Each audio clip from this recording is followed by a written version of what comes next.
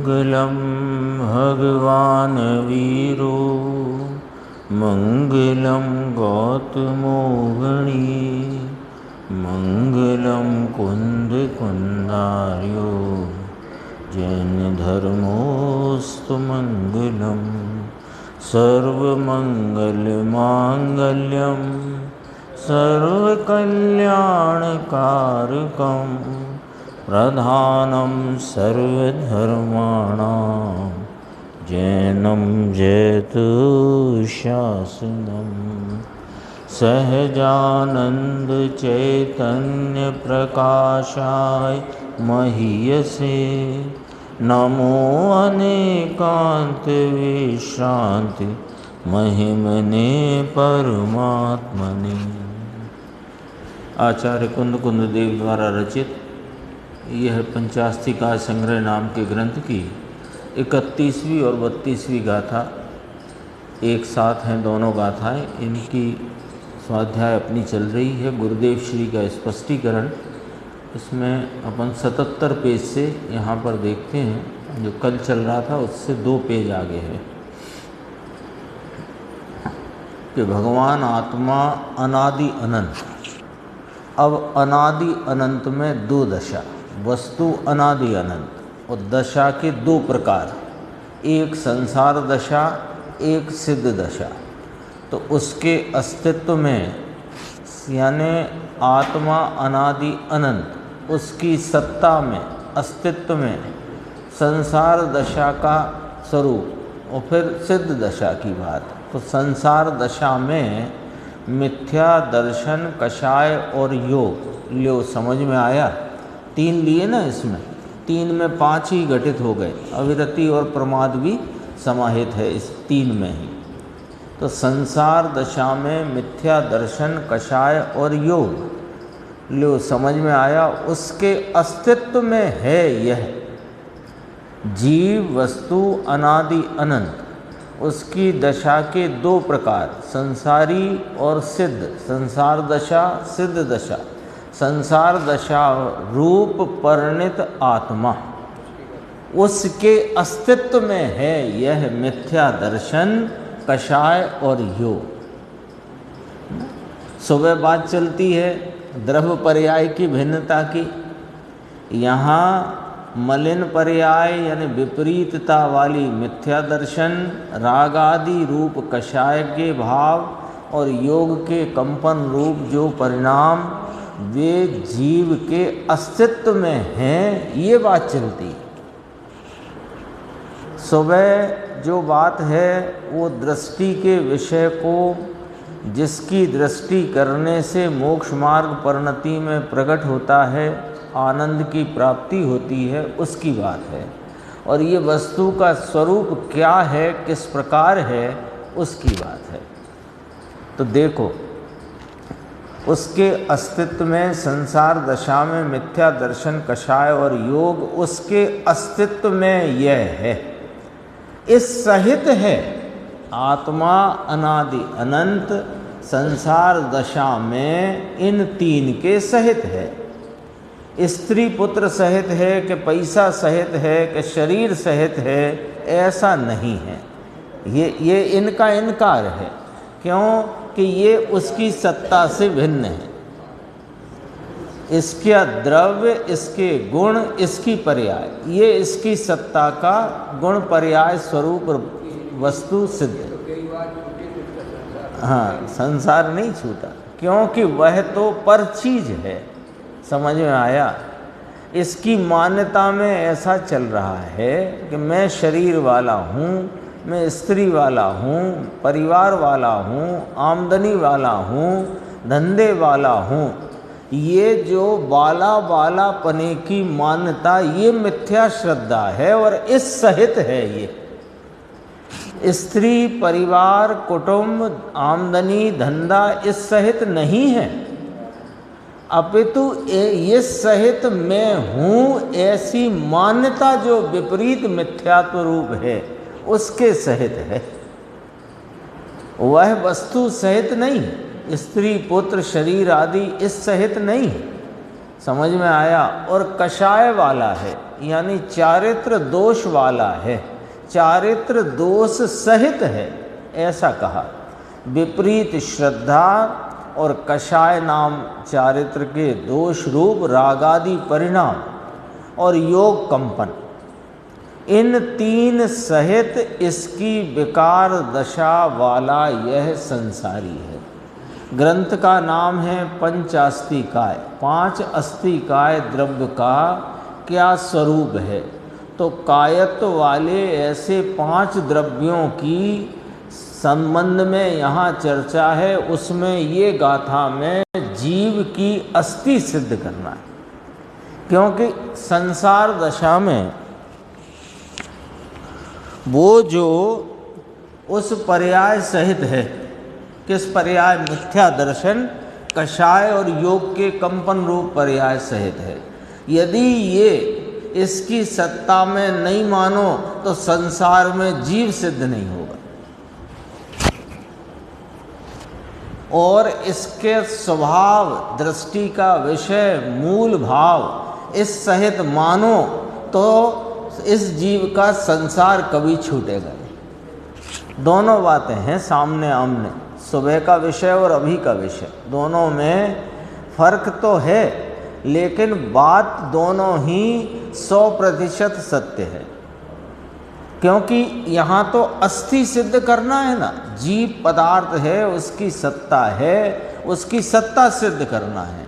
यदि उसकी सत्ता ही मिथ्या दर्शन, कषाय और योग से रहित मानोगे तो संसार में जीव सिद्ध नहीं होगा, सिद्ध ही नहीं होगा। क्योंकि जो संसार में रहा जीव मिथ्या दर्शन, कषाय, योग सहित है, उसको तुमने यदि जीव ही न माना, उसको जीव की सत्ता में इन परिणामों को स्वीकार न किया, तो फिर जीव सिद्ध न हुआ संसार अवस्था में, एक बात। और इनको ही तुमने जीव का मूल स्वरूप मान लिया, तो फिर संसार दशा से मुक्त हो सकेगा नहीं ये जीव। देखो, यहाँ अस्थि सिद्ध करना है ना, जीव अस्तिकाय, जीवास्तिकाय, और जो उनसे विमुक्त हैं, किन से? मिथ्या दर्शन, कषाय, योग रहित हैं। अब देखो, भगवान आत्मा अपने शुद्ध स्वरूप पवित्र आनंद का श्रद्धा भाव प्रकट करके कषाय रहित होकर, योग के कंपन रहित होकर, देखो कितना क्रम से है ना बात सिद्ध। योग सबसे आखिर में, कषाय उसके पहले, और कषाय जाने का, कषाय का एक अंश भी यदि मिटेगा तो वह श्रद्धा सम्यक होने के उपरांत ही मिटेगा, और कोई रीति नहीं है। तो देखो, भगवान आत्मा अपने शुद्ध स्वरूप पवित्र आनंद का श्रद्धा भाव प्रकट करके कषाय रहित होकर, योग के कंपन रहित होकर, सम्यक दर्शन, स्थिरता और अकंपन की, यानी अकंप रूप पर्याय, योग रहित पर्याय प्रकट हो, वह सिद्ध कहलाता है। कहो समझ में आया? अब 2 प्रकार के जीव की बात करी, अब कहते हैं कि वे हर प्रकार के माने दोनों प्रकार के जीव बहुत हैं अनंत हैं, सिद्ध भी अनंत हैं, अनादि से हैं, और संसार में भी जीव अनंत हैं, संसारी वे भी अनादि से। संसारी भी अनंत हैं और सिद्ध भी अनंत हैं। किसी को याद किया, लड़के को रस है, आता है सुनने, इसके पिता को थोड़ा बहुत हो रस या ना हो, परंतु इसको है इस जगत के अंदर आत्माएं हैं, उन्हें सिद्ध करते हैं, उनकी सत्ता, उनकी हयाती, उनका हैपना, उनकी मौजूदगी सिद्ध करते हैं। अनंत आत्मा में 2 भाग किए। जीव कितने इस जगत में, 3 लोक में अनंत। अनंत कितने? अक्षय अनंत जीव राशि। उस अक्षय अनंत जीव राशि में दो भाग किए, एक संसारी और एक मुक्त। तो देखो, एक अनादि संसारी और एक सादि मुक्त। अनादि मुक्त कोई नहीं होता, ये बात नक्की करो, लेकिन मुक्त जीव अनादि से है, ये बात नक्की करो। दोनों बात ये ख्याल में लेना। ऐसा ही स्वरूप है कि कोई जीव अनादि से सिद्ध नहीं है। सिद्ध दशा जीव को सादी यानी प्रकट होती है, और संसारी अनादि से है वो जीव। तो अनादि से संसारी रहे जीव और सदैव संसारी रहे ये जरूरी नहीं, लेकिन मुक्त हो वो पहले से ही कोई जीव मुक्त है ऐसा नहीं। अनादि से मुक्त नहीं, अनादि से संसारी है, और उसकी अवस्था में, दशा में, मुक्त अवस्था, कंपन रहित, कषाय रहित, मिथ्यात्व रहित, इधर से बोला, और शुरू तो होता है मिथ्यात्व रहित होकर, कषाय रहित होकर और योग रहित होकर सिद्ध दशा प्रगटती है। अब इसमें देखो क्या कहना है गुरुदेव को। मुक्त भी अनादि है, कोई जीव अनादि से मुक्त नहीं है, फिर भी इस जगत में अनंते मुक्त जीव अनादि से है। ये तो बात चकरा जाए, इसमें क्या बात निकल करके आती। अपने को ये लगे कि ये समीकरण कैसे बैठे कि कोई जीव अनादि से मुक्त नहीं है, अनादि से जीव संसारी है, और संसार अवस्था छोड़कर यानी मिथ्या दर्शन, कषाय और योग रहित होकर वह सिद्ध अवस्था को प्राप्त करता है। ऐसी सिद्ध अवस्था वाले अनंत जीव अनादि से हैं। इसका अर्थ ये है कि ये संसार जो अनादि से कहा जा रहा है, ये कोई इसके भूतकाल का छोर नहीं है, यानी कहीं से शुरू कर सके ऐसा नहीं। अनादि का अर्थ ही है जिसकी आदि नहीं। तो देखो यहाँ गुरुदेव स्पष्ट करते, मुक्त भी अनादि हैं, परंतु संसारी प्राणी हैं, वह संसार की दशा मिथ्या दर्शन, कषाय, योग सहित है। कहो समझ में आया? और वह दशा टालकर, मिथ्या दर्शन, कषाय, योग की दशा टालकर, क्योंकि ये तीनों के सहित जो जीव है वो दशा में है, ये जीव पर्याय में है, यह भाव वस्तु में नहीं। तो पर्याय में से इन मिथ्या दर्शन, कषाय के, योग के भाव को टालकर आत्मा की पवित्र दशा जिसने प्रकट की है उसे सिद्ध भगवान कहा जाता है। तो वह दो हालत, एक संसारी हालत और एक सिद्ध हालत, हालत नाम पर्याय उसकी है, उसमें उसकी सत्ता में सत्ता सिद्ध करते हैं। संसार दशा की, मिथ्या दर्शन, योग की भी अस्तित्व पर्याय उसमें जीव में है, उस सहित है वह संसारी जीव, और सिद्ध में उन तीन पर्याय रहित है, मिथ्या दर्शन, कषाय, योग से रहित है। समझ में आया? अर्थात संसारी तथा सिद्ध जीवों में हर एक प्रकार के जीव अनंत हैं।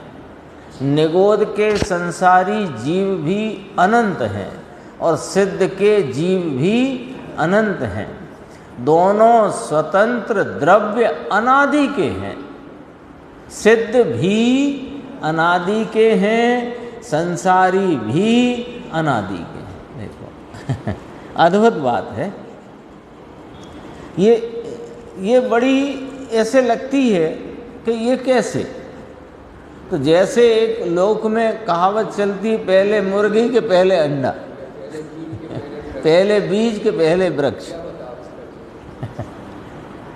बीज भी अनादि से है और वृक्ष भी अनादि। ऐसी ही ये बात है, ऐसा ही ये समीकरण है।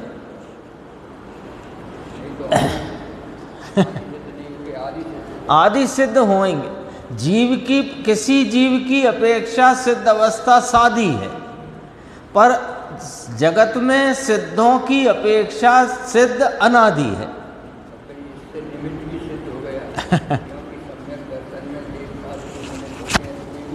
अनादि के हैं,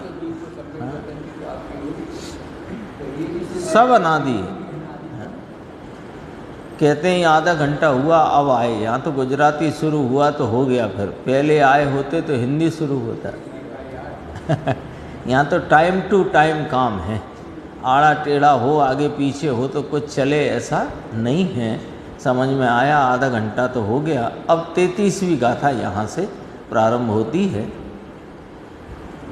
जह पौमराय रयणम खेतम खीरे पभास यदि खीरम तह देहि देहत्तो सदेह में तम पवास यदि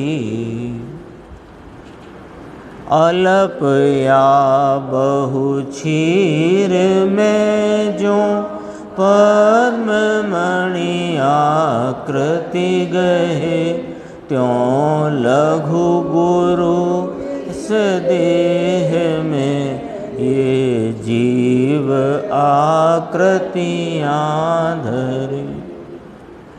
टीका की प्रथम पंक्ति जो उत्थानिका है कि यह देह प्रमाणपने के दृष्टांत का कथन है, अर्थात यहाँ जीव का देह प्रमाणपना समझाने के लिए दृष्टांत कहा है। यहाँ पद्म क्या नाम, पद्मराग मणि, पद्ममणि या पद्मराग रत्न, उसका दृष्टांत दिया। तो दो बातें इसमें कहेंगे। देखो, पहले तो ये कहा यहाँ यह ध्यान रखना चाहिए कि दृष्टांत और दाष्टांत अमुक अंशों में ही एक दूसरे के साथ मिलते हैं, समानता धरते हैं, सर्व अंशों में नहीं। हाँ, क्योंकि दृष्टांत और दाष्टांत एक हो तो फिर दो ना हुए। तो दृष्टांत का जो भाव बताए उस भाव से दाष्टांत पकड़ना है। दृष्टांत के और विशेषताओं में जाकर के दाष्टांत की प्राप्ति नहीं होती है। ये यहाँ पर फुटनोट में बात की, बस उस प्रयोजन को पकड़ लेना है। अन्वयार्थ है। देखो, जिस प्रकार पद्मराग रत्न दूध में डाला जाने पर दूध को प्रकाशित करता है, यानी पद्मराग नाम का रत्न है जिसकी स्वयं की अपनी ऐसी आभा है कि वो प्रवचन सार में नीलमणि लिया, यहाँ पद्म रत्न राग लिया, पद्मराग रत्न एक ही बात है, कोई समझो। तो वो जैसे ही दूध में डाला, दूध पूरा उसकी आभा रूप परिणमित हो जाता है, यानी उसकी आभा पूरे दूध में व्याप्त हो जाती है।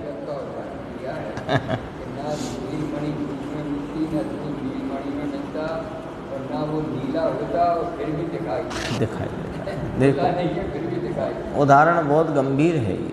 टीका में इसकी विस्तार किया, बहुत अच्छे से किया।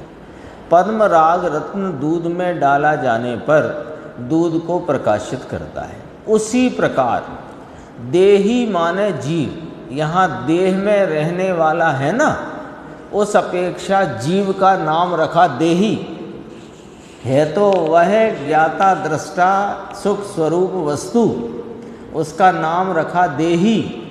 तो देही देह में रहता हुआ स्वयं देह प्रमाण प्रकाशित होता है, यानी यह जीव आत्मा वस्तु देह में रहता हुआ देह के आकार प्रमाण अपने आकार में अपने अनंत भावों को धरता हुआ परिणमित होता है, प्रकाशित होता है का अर्थ।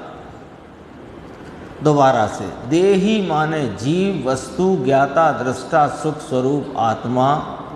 यह देह में रहता हुआ स्वय देह प्रमाण अपनी उस देह के जिसमें रहा हुआ है, जहाँ अवगाहित है वहाँ उस देह प्रमाण अपने आकार रूप से परिणमता हुआ, अपने आकार में रहा हुआ, उसमें रहे अनंत गुणों के परिणामों से परिणमता है, ऐसा कहा।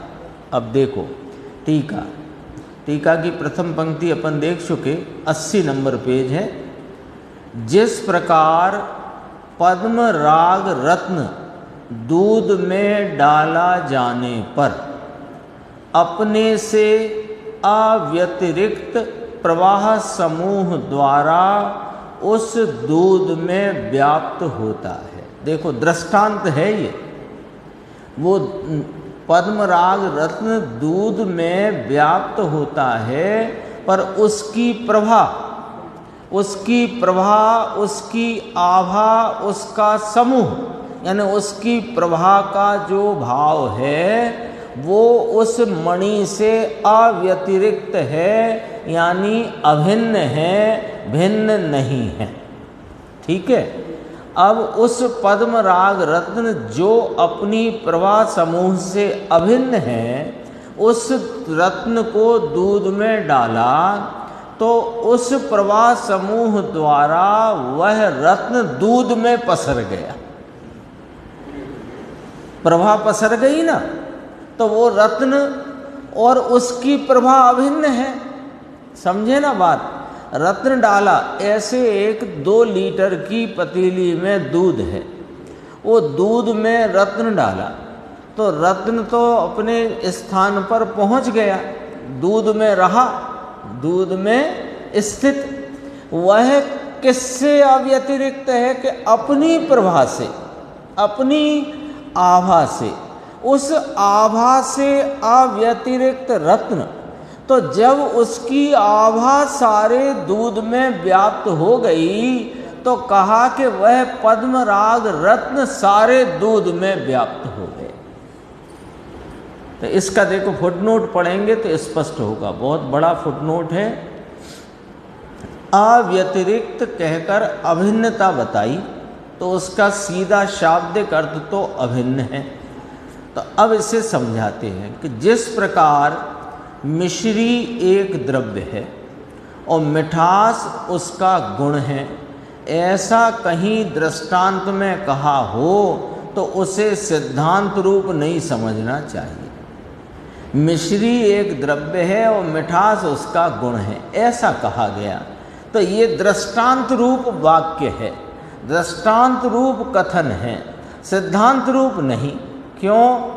क्योंकि वो जो मिठास है दरअसल में वो तो पर्याय है, उसके रस गुण की पर्याय है। और मिश्री कौन है कि मिश्री वास्तव में पुद्गल स्कंद है। तब सिद्धांत में जाओगे तो मिश्री नाम का द्रव्य तो 6 द्रव्यों में कहीं आया ही नहीं। 6 द्रव्य के अलावा जगत में क्या? तो 6 द्रव्यों में मिश्री नाम का द्रव्य कौन? कोई नहीं। तो सिद्धांत में ये बात नहीं बैठी, पर जगत में मिश्री का प्रयोग मिठास के लिए किया जाता है। तो मिश्री का मिठास गुण है, यह बात दृष्टांत रूप से कही जाती है, कही जाना योग्य है। नमक खारेपन के स्वभाव वाला है, मिश्री मिठास के स्वभाव वाली है ना। सोना पीला चिकना भारी स्वरूप है, ये सब कहा जाएगा दृष्टांत रूप से, सिद्धांत रूप न समझना। उसी प्रकार यहाँ भी जीव के संकोच विस्तार रूप दाष्टान्त यानी सिद्धांत को समझने के लिए रत्न और दूध में फैली हुई उसकी प्रभा, उसको जो अव्यतिरिक्त पना कहा है, यह सिद्धांत रूप नहीं समझना चाहिए। जो अभी कहा ना कि दूध में मणि डाली अब सिद्धांत से देखो तो वो 2 लीटर वाली जो पतीली है उसमें 2 लीटर दूध है, और उसमें जो पद्म राग रत्न डाला वो तो कहीं जरा सी जगह में जा कर के स्थित हो गया, वो दूध में व्याप्त हुआ नहीं है। लेकिन यहाँ पर उसकी प्रभा जो पद्म राग रत्न से अभिन्न कही दृष्टांत रूप से, तो वो आभा उसकी दूध में पसरी है। दूध में डाला तो उसकी पीले पीले पने की या नीले पने की जो उसकी आभा प्रभा है वो पसर गई, तो वो पसर गई तो मणि पसर गई, ऐसा कहने में आया, रत्न पसर गया ऐसा। पुद्गलात्मक रत्न को दृष्टांत बनाकर असंख्य प्रदेशी जीव द्रव्य के संकोच विस्तार को किसी प्रकार समझाने के हेतु नाम प्रयोजन से यहाँ रत्न की प्रभा को रत्न से अभिन्न कहा है, जबकि रत्न और उसकी प्रभा, तो प्रभा तो वास्तव में रत्न में ही रही है जितनी है, लेकिन उसका फैलाव पूरे दूध में हो गया, ऐसा कहकर समझाना है। रत्न की प्रभा संकोच विस्तार को प्राप्त होने पर मानो रत्न के अंश ही, रत्न तो कितना हो, मान लो 5 रत्ती का 8 रत्ती का, इतना सा उंगली के इस पोटे से भी छोटा रत्न होए, तो उसके अंश दूध में व्याप्त हो गए, उसके अंश संकोच विस्तार को प्राप्त होते हैं। ये वाली बात उसकी प्रभा संकोच विस्तार को प्राप्त होती है, ऐसा दिखाकर जीव के भिन्न भिन्न देह में उसके मतलब संयोग होने पर उसका संकोच विस्तार यहाँ समझाने का प्रयोजन है। ये वाली बात है, यानी बहुत सावधानी से इस दृष्टांत को समझना है, क्योंकि देखो नीचे की पंक्ति, रत्न की प्रभा तो संकोच विस्तार को प्राप्त होगी, आगे कहेंगे, देखो अभी बोल देते हैं जिससे समझ में आए कि दूध रखा 2 लीटर गैस पर, अब दूध गर्म हो गया तो उफान पर आया, तो उफान पर आया तो उसकी प्रभा का भी विस्तार हुआ ना, तो कहा कि मणि पसर गई ऊपर तक, है ना। अब बंद कर दी गैस तो वो नीचे बैठ गया दूध, तो उसकी प्रभा नीचे को आ गई, तो प्रभा नीचे आ गई माने वो रत्न संकुचित हो गया। अब बताओ रत्न संकुचित और विस्तार हुआ था क्या? बस इतना यहाँ पर दृष्टांत के द्वारा समझाना है, और उस प्रभा को उससे अभिन्न कहकर प्रभा व्याप्त हो रही है, प्रभा पसर गई है। जो दूध सफ़ेद था और वह उसमें नीलमणि या पद्मराग रत्न डाला, अपन तो नीला आभा मान लो उसकी समझने को, तो दूध जितना है वो नीला नीला दिखता है। अब गर्म किया तो उफान आया तो उफान भी नीला, फिर गैस बंद करी तो वो बैठ गया, तो बैठा हुआ जो दूध है वो भी नीला, उसमें जितना फैन आ गया है वो भी नीला तो नीलमणि का विस्तार संकोच हुआ, ऐसा यहाँ दृष्टांत में कहा। ऐसे करके यहाँ जीव का संकोच विस्तार समझाना है, इसलिए यहाँ रत्न का दृष्टांत लिया गया है। दोबारा से अपनी बात वहीं से शुरू करते हैं। जिस प्रकार पद्मराग रत्न दूध में डाला जाने पर अपने से अभिन्न प्रवाह समूह द्वारा उस दूध में व्याप्त होता है। कौन को व्याप्त करने का कथन किया? मणि को, रत्न को।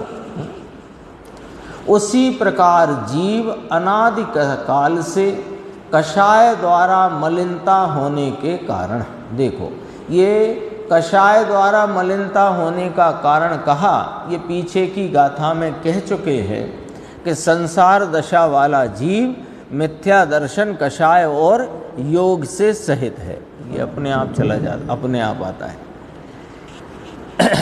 तो कहा मलिनता होने के कारण वह शरीरों में निवास करता है, देहस्थ रहता है। कौन? वो जीव, तो उसको देही कहा। यहाँ पर शरीर में रहता हुआ स्वयं प्रदेशों द्वारा उस शरीर में व्याप्त होता है। आप चाहो तो उसको 1 नंबर से 2 नंबर पे लगा दो तो थोड़ा सा आ जाएगा।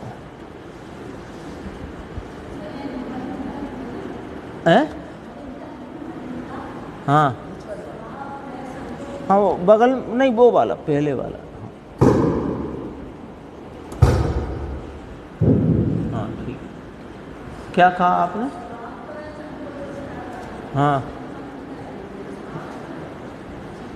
हाँ, अभी आएगी बात, संकोच विस्तार की बात अभी करेंगे। अभी बहुत इसमें विस्तार से चर्चा है, भावार्थ में और भी विस्तार से चर्चा है। अभी अपन इसमें अभी तो बात शुरू करी है, अभी तो दृष्टांत ही खोला है कि पद्मराग रत्न या नीलमणि, यहाँ पद्मराग रत्न लिखा टीका में और गाथा में, तो पद्मराग रत्न उसकी प्रभा से अभिन्न है। ये पहले बात को अपन समझ लो, इतना यहाँ ये बात रखना। यदि ये नहीं रखोगे तो फिर संकोच विस्तार की बात का प्रयोजन जो है वो सिद्ध नहीं होगा। तो अपन तो ये मानते हैं कि वो मणि और मणि की आभा वो मणि से अभिन्न है। अभी देखो यहाँ कहा कि वो अभिन्न प्रवाह समूह द्वारा उस दूध में व्याप्त होता है। अब बात जीव की करी तो जीव अनादि काल से कहाँ है? पीछे की गाथा याद रखना है, 31-32। जीव अनादि काल से संसार दशा में है और संसार दशा में वह मिथ्या दर्शन कषाय और योग की पर्यायों सहित है।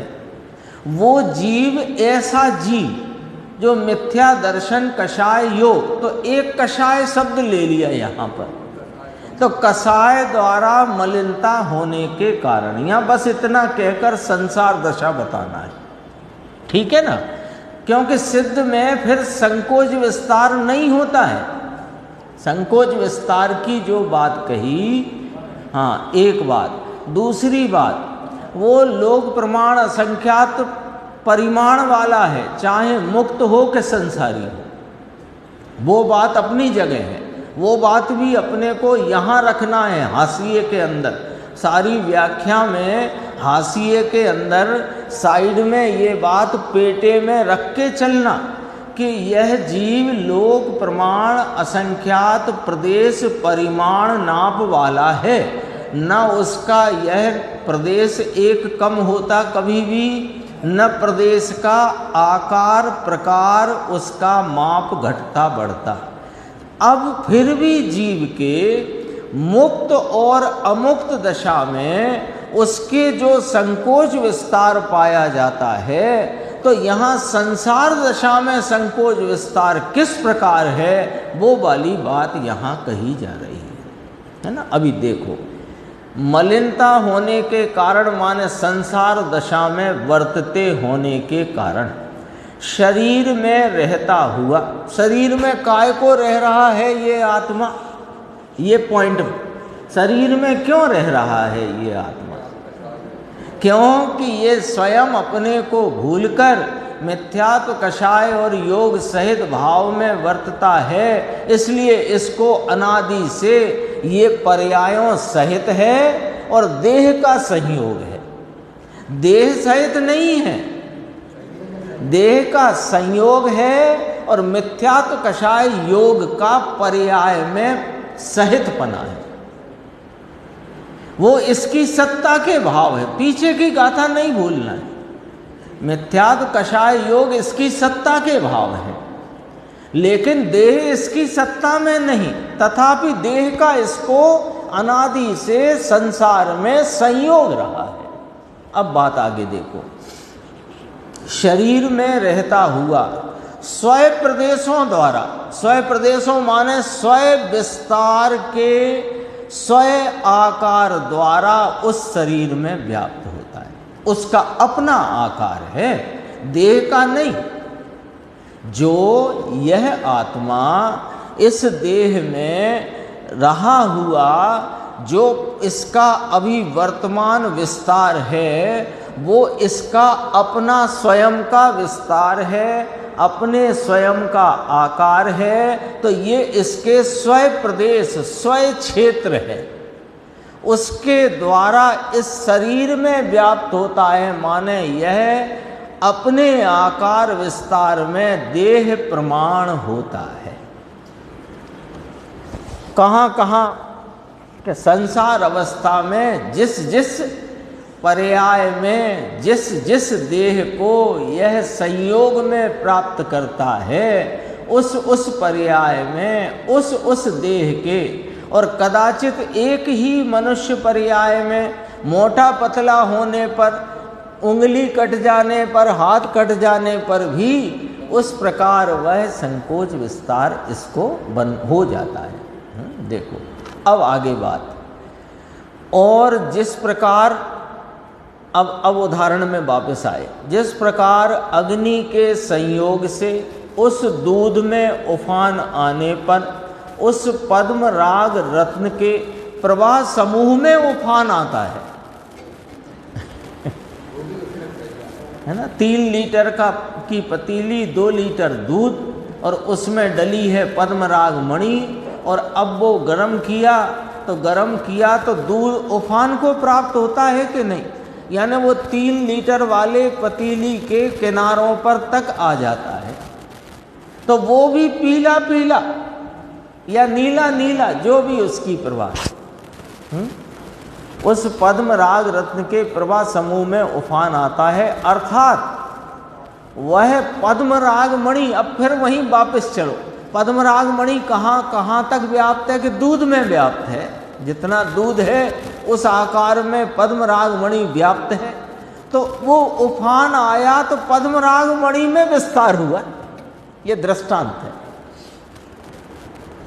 और दूध फिर बैठ जाने पर उसे अग्नि के संयोग से अलग कर दो, या अग्नि का संयोग वहाँ अलग कर दो, तो दूध फिर बैठ जाने पर प्रवाह समूह भी बैठ जाता है।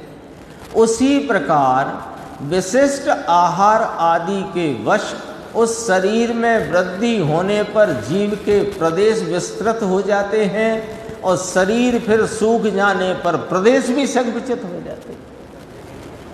ये तो अपन देख ही लेते हैं। अथवा कोई घटना दुर्घटना में कोई हाथ पैर उंगली आदि अंग का उतना अलग हो जाने से भी वह संकुचित हो जाते हैं। पुनश्च और फिर जिस प्रकार वह पद्म राग रत्न, अब दूसरे प्रकार से भी समझाते हैं। जो पद्म राग रत्न 2 लीटर दूध में 3 लीटर की पतीली में डला था, उसको वहाँ से निकालकर 50 लीटर दूध में डाल दिया, है ना। फिर 50 लीटर से निकालकर 1 गिलास दूध में डाल दिया, फिर 1 गिलास दूध से निकला, फिर 100 लीटर दूध में डाल दिया, फिर 100 लीटर दूध से निकला, फिर 1 चम्मच दूध में डाल दिया। तो क्या हो रहा है? बस अब इतने में समझ में आ गई सारी बात। अब क्या हो रहा है कि वह जिस राशि के, जिस मात्रा के दूध को के संयोग में आता है, उस मात्रा के दूध के आकार अनुरूप उसकी प्रभा फैल जाती है अथवा सिकुड़ जाती है। ऐसे ही ये जीव कभी निगोद की अवस्था में, कभी लट आदि की अवस्था में, मनुष्य त्रियंच आदि देव की भी अलग अलग, स्वर्ग के देव अलग अलग अवगाहना, नारकियों में अलग अलग अवगाहना। तो जैसे जैसे में जाता है वैसा वैसा ये संकोच विस्तार को प्राप्त होता है। तो ये पद्म राग मणि से यहाँ समझाया, देखो स्पष्ट किया। जिस प्रकार वह पद्म राग रत्न दूसरे अधिक दूध में डाले जाने पर स्वयं प्रवाह समूह के विस्तार द्वारा अधिक दूध में व्याप्त होता है, उसी प्रकार जीव दूसरे बड़े शरीर में स्थिति को प्राप्त होने पर, यानी बड़े शरीर के संयोग को प्राप्त होने पर स्वयं प्रदेशों का विस्तार, आत्मा के ही प्रदेशों का विस्तार, स्वयं प्रदेशों के विस्तार द्वारा उस बड़े शरीर में व्याप्त होता है। और जिस प्रकार वह पद्मराग रत्न दूसरे कम दूध में डालने पर, अभी अपन ने बात करी ना, 50 लीटर में था, वो वहाँ से निकाला 1 गिलास में डाल दिया, तो कम दूध में डालने पर स्वयं प्रभा समूह के संकोच द्वारा उस थोड़े दूध में व्याप्त होता है।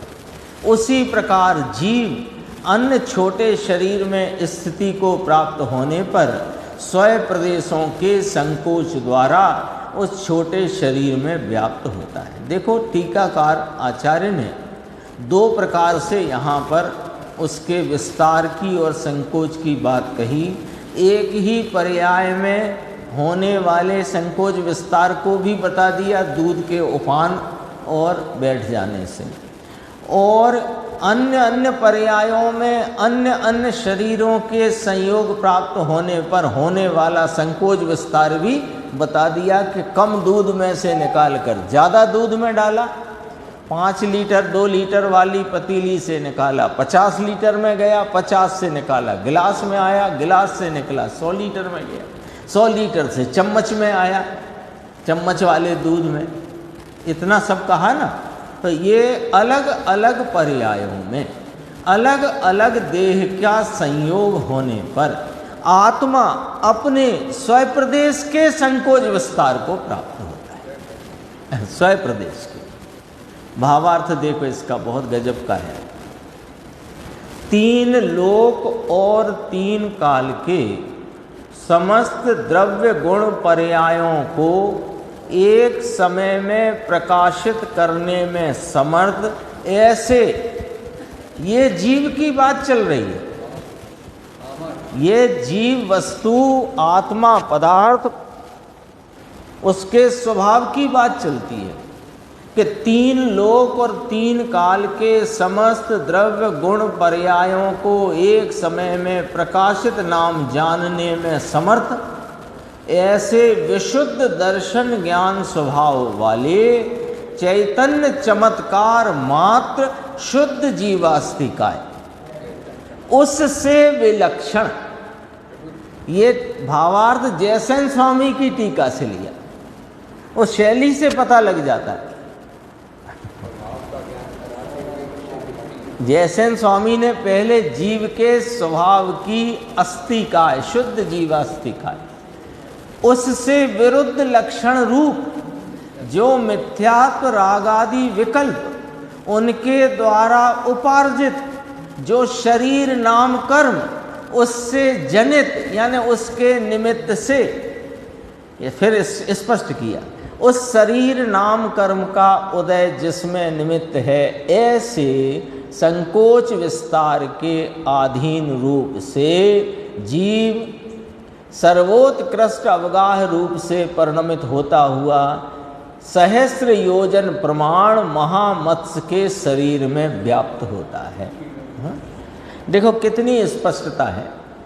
पहले स्वभाव की बात करी कि मूल स्वभाव तो भाई तुम्हारा ऐसा है, तुम्हारे दर्शन ज्ञान इस ज्ञाता दृष्टा स्वभाव की सामर्थ्य तो सदा काल शक्ति सामर्थ्य तो ऐसी है कि वह जो 3 काल 3 लोक के सब द्रव्य गुण पर्यायों को एक समय में युगपत जाने, लेकिन इस सामर्थ्य का स्वीकार न करके उससे विरुद्ध लक्षण वाले जो मिथ्यात्व और रागादि विकल्प हैं उनमें तुम परिणमे, तो तुमने उपार्जन किया शरीर नाम कर्म का, और शरीर नाम कर्म के उपार्जित शरीर नाम कर्म की उदय रूप अवस्था में उसके निमित्त से भिन्न भिन्न प्रकार के शरीरों का संयोग हुआ,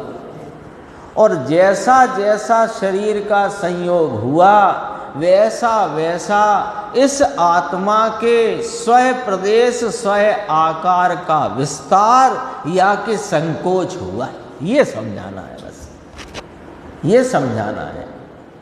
तो विस्तार में एक सर्व से बड़ा ले लिया और एक संकोच के लिए सबसे छोटा ले लिया। देखो, सहस्त्र योजन प्रमाण महामत्स्य के शरीर में व्याप्त होता है, तो इसका अपना ही विस्तार, इसके स्वय प्रदेशों का आकार का विस्तार सहस्त्र योजन 1000 योजन प्रमाण हो जाता है। ठीक है। अब दूसरी जगन्य की कही, जगन्य अवगाह रूप से परिणमित होता हुआ उत्सेद घना अंगुल के असंख्यातवे भाग जितने लब्ध पर्याप्त सूक्ष्म निगोद के शरीर में व्याप्त होता है। देखो, एक शब्द आया नया, तो इसको देखा था, उत्सेद घना अंगुल, है ना। उत्सेद शब्द आया ना, तो अंगुल के 3 प्रकार कहे हैं। एक उत्सेद, एक प्रमाण, एक उत्सेद अंगुल, एक प्रमाण अंगुल, और एक कहा आत्म अंगुल। 3 अंगुल के 3 भेद। आत्म अंगुल, उत्सेद अंगुल, प्रमाण अंगुल, आत्म अंगुल। अब यहाँ लिया उत्सेद अंगुल। उत्सेद अंगुल का प्रमाण शास्त्र में क्या आया? देखो, बालाग्र होता है ना, बाल का अग्रभाग, और वो भी भोग भूमि के जीवों का लोक कर्म भूमि के, दोनों लिए बाल का अग्रभाग, ऐसे 8 बाल के अग्रभाग के बराबर एक लीक होती है ना, जो जुए का अंडा, लीक, और 8 लीक के बराबर एक जू, और 8 जू के बराबर एक जौ का दाना, और 8 जौ के बराबर एक अंगुल,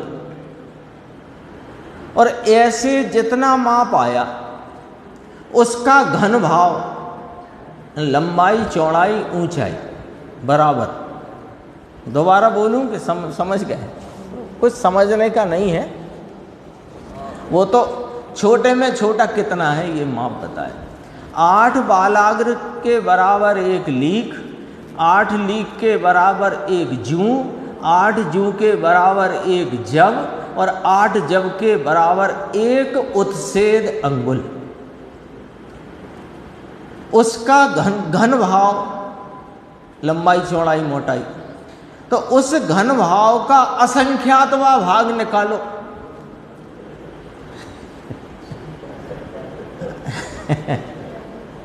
समझो आप जरा क्या कहना चाह रहे। अपन ऐसे सामान्य बोलने में है अंगुल के असंख्या, तो अपन अंगुल इसको पकड़ते हैं, लेकिन अभी आपने अंगुल इसे पकड़ा। अब कभी किसी काल में किसी मनुष्य की अवगाहना 500 धनुष है, तो वहाँ अंगुल कितना बड़ा होएगा? 2 अंगुल और कहे थे प्रमाण अंगुल, इस अंगुल से 500 गुना वो प्रमाण अंगुल। और आत्म अंगुल किसे कहा कि अभी जैसे जो अवगाहना है इसमें इसको अंगुल कहना, आत्म अंगुल, और 500 धनुष के अवगाहना वाले का अंगुल वो भी आत्म अंगुल, क्योंकि वो जिस अवगाहना में अंगुल का जो माप है वो आत्म अंगुल कहलाएगा। और जो सर्वकाल में माप है वो उत्सेद अंगुल से चलेगा, और 500 गुना उत्सेद अंगुल से वो प्रमाण अंगुल कहलाएगा। तो प्रमाण अंगुल का क्या काम है कि अकृत्रिम वस्तुओं की नापतोल प्रमाण अंगुल से की जाती है। ऐसे एक योजन होता है, एक महायोजन होता है, 4 कोस का योजन और 2000 कोस का महायोजन। तो ये महायोजन योजन 2 क्यों? कि योजन तो अभी अपनी लंबाई चौड़ाई नापने को, पर अकृत्रिम जिनालय, अकृत्रिम प्रतिमाओं का माप वो महायोजन से किया जाता है। द्वीप समुद्र का नाप भी अकृत्रिम है ना, वे भी। तो यहाँ से चंद्रमा की ऊंचाई वो महायोजन से नपेगी। जैसे यहाँ से कहते हैं 790 योजन ऊपर तारे हैं, उससे 10 योजन ऊपर सूर्य है, उससे 80 योजन ऊपर चंद्रमा है। ये सब 2000 कोस से नपे हैं। वो सब बातें हैं बहुत सारी, लेकिन अपने को तो ये शब्द आया तो मैंने देखा, मैंने कहा उत्सेद घनांगुल का अर्थ क्या। तो अपन ने देखा कि 8 बालाग्र के बराबर 1 लीक, 8 लीक के बराबर 1 जूं, 8 जूं के बराबर 1 जव और 8 जव के बराबर 1 उत्सेद अंगुल। उसका असंख्यातवा भाग, उसमें एक शरीर निगोद का, और उस शरीर प्रमाण में अनंत जीव। कितने अनंत कि जितने अब तक सिद्ध हो चुके हैं उससे अनंत गुने।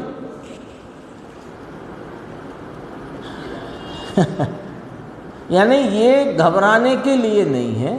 ये सोचो कि उस जीव राशि में से निकल करके अपन ये संगी पंचेंद्रिय पना, मनुष्य पना प्राप्त करके, जैन कुल प्राप्त करके और जिनेंद्र परमात्मा के द्वारा बताए गए वस्तु स्वरूप को सुनने का, समझने का और उनके बताए मार्ग पर चलने का अवसर हमें प्राप्त हुआ है।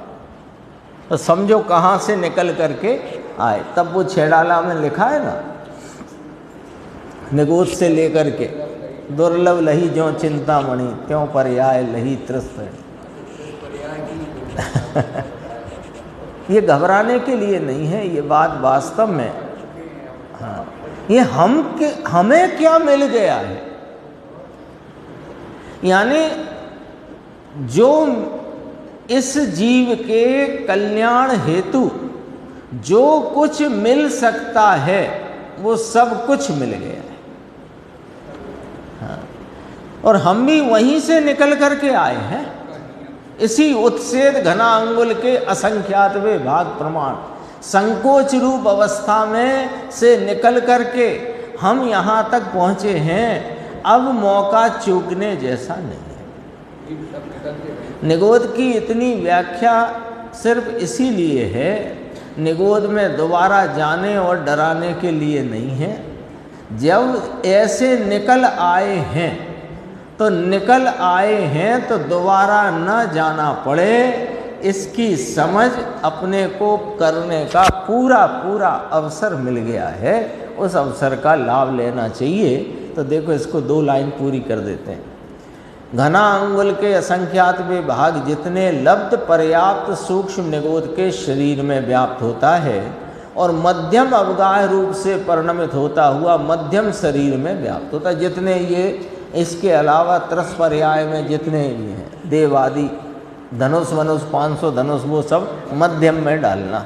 ऐसे ये जीव जैसे दूध वो पद्मराग मणि कम दूध से अधिक दूध, अधिक दूध से कम दूध, ऐसे उसकी प्रभा संकोच विस्तार को प्राप्त होती है। ऐसे ये जीव अपने स्व प्रदेशों से भिन्न भिन्न शरीरों के संयोग में अपने ही स्व प्रदेश के स्व आकार में स्वयं संकोच विस्तार को प्राप्त होता है। ये चर्चा इस गाथा में थी। आगे अपन आगे की चर्चा करें।